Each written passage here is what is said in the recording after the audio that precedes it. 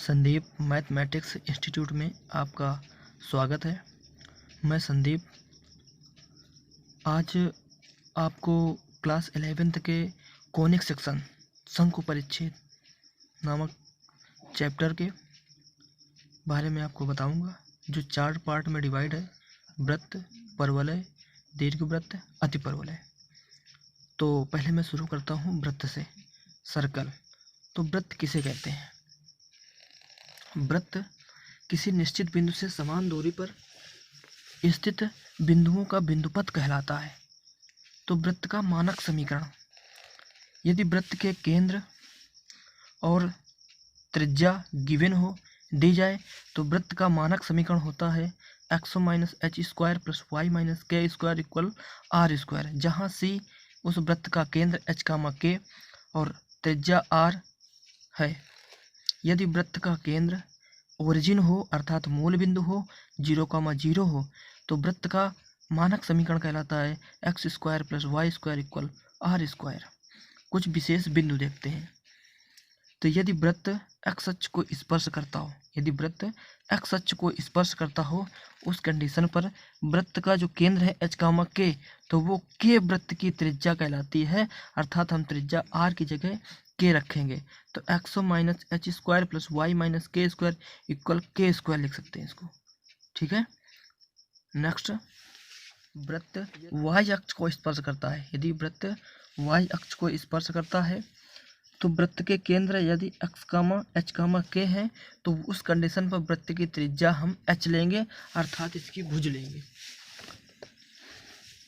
तब वृत्त का मानक समीकरण कहलाता है X minus H square plus Y minus K square equal R की जगह हम लिखेंगे एच स्क्वायर। ठीक है। नेक्स्ट कंडीशन है जब यदि वृत्त दोनों अक्षों को स्पर्श करता हो तो वृत्त का समीकरण। तो यदि वृत्त दोनों अक्षों को स्पर्श करता है उस कंडीशन पर हम h कॉमा k अर्थात h और k केंद्र की जगह हम वृत्त की त्रिज्या r लेंगे। इसका फिगर देखिए, इस तरीके से बनेगा।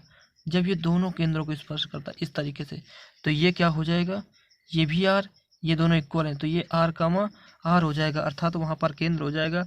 या हम h लिख दें तो h हो जाएगा, और यदि r लिख दें उसकी जगह तो वृत्त का समीकरण हो जाएगा X square plus Y square minus 2rx plus minus 2ry plus R square equal to 0। यदि वृत्त दोनों अक्षों को स्पर्श करता है तो वहाँ जो उसकी केंद्र हैं उनके केंद्रों के निर्देशांकों के बराबर वृत्त की त्रिज्या होगी, और वही त्रिज्या लेकर हम वृत्त का मानक समीकरण X minus H square plus Y minus K square equal to R square से फार्मूले से ये वृत्त का मानक समीकरण निकाल लेंगे। नेक्स्ट पॉइंट, यदि वृत्त मूल बिंदु से होकर जाता हो तथा केंद्र एक्स अक्ष पर हो, यदि वृत्त मूल बिंदु से होकर जाए अर्थात 0,0 से होकर जाए और केंद्र एक्स अक्ष पर हो तो वाई एक्स 0 होगा, अर्थात एक्स माइनस 0 के square plus Y minus X minus R के स्क्वायर प्लस वाई माइनस 0 के स्क्वायर इक्वल आर स्क्वायर। ये अर्थात हो जाएगा X square plus Y square minus 2rx equal 0। Next condition,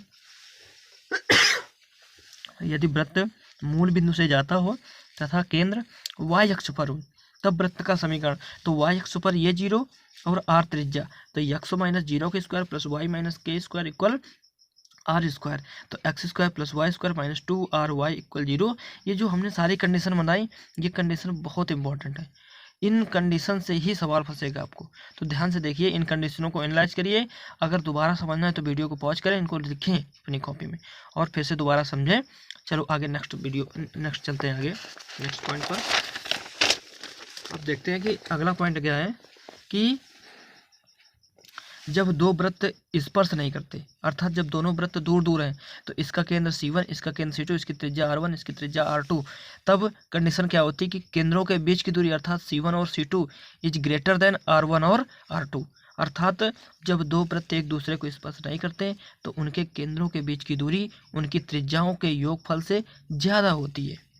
और दूसरी कंडीशन कहती है जब दोनों वृत्त एक दूसरे को बाहर से किसी एक बिंदु पर स्पर्श करते हैं तो उस कंडीशन पर उनके केंद्रों के बीच की दूरी उनकी त्रिज्याओं के सम के इक्वल होता है, अर्थात C1 C2 is equal to R1 plus R2।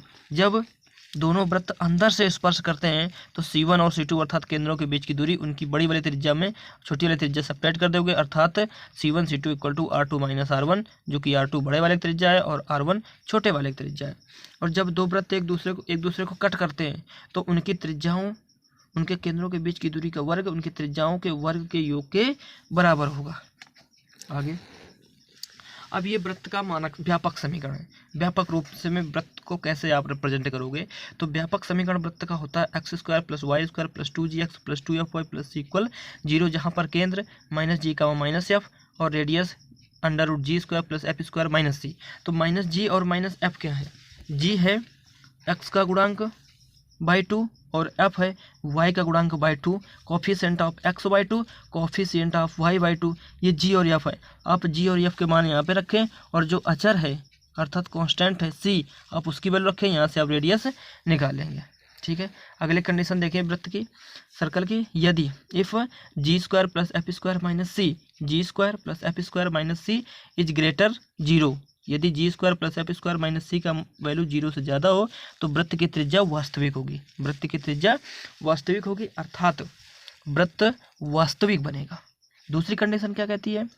यदि g² + f² - c = 0 तो वृत्त की त्रिज्या 0 होगी। अर्थात g² + f² - c = 0 हो तो वृत्त की त्रिज्या 0 होगी और वृत्त एक बिंदु होगा, अर्थात वृत्त पूरा गोला ना होकर एक बिंदु पर बनेगा।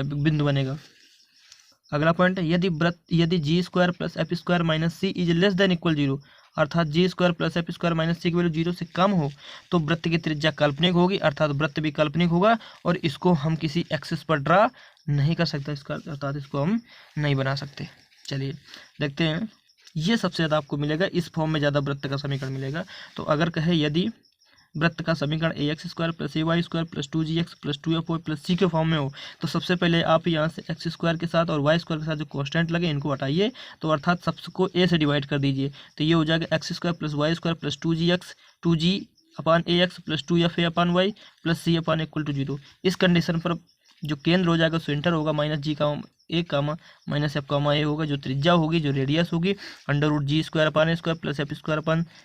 - c/a होगी। ये सबसे ज़्यादा मिलेगा। ये भी वृत्त का एक व्यापक समीकरण है, general equation of a circle, जो सबसे ज़्यादा आपको देखने को मिलेगा। आगे देखते हैं, आगे लिखा हो, यदि वृत्त के केंद्र से, यदि, अब ये पॉइंट कहाँ इंपॉर्टेंट है कि यदि किसी वृत्त का केंद्र दिया जाए और केंद्र और एक स्पर्श रेखा हो जो वृत्त को किसी एक बिंदु पर स्पर्श करती है तो हमें वृत्त का समीकरण चाहिए। तो यदि एक केंद्र दिया जाए और एक स्पर्श रेखा दी जाए तो केंद्र से अगर स्पर्श रेखा पर लंब डालेंगे तो ये दूरी त्रिज्या कहलाएगी। तो यहाँ से हम सबसे पहले त्रिज्या निकाल लेते हैं, क्योंकि केंद्र हमें पता होते हैं और वृत्त का समीकरण पता होता है। तो इस केंद्र से इस रेखा पर या स्पर्श रेखा पर डाले गए लंब की लंबाई ये त्रिज्या कहलाएगी।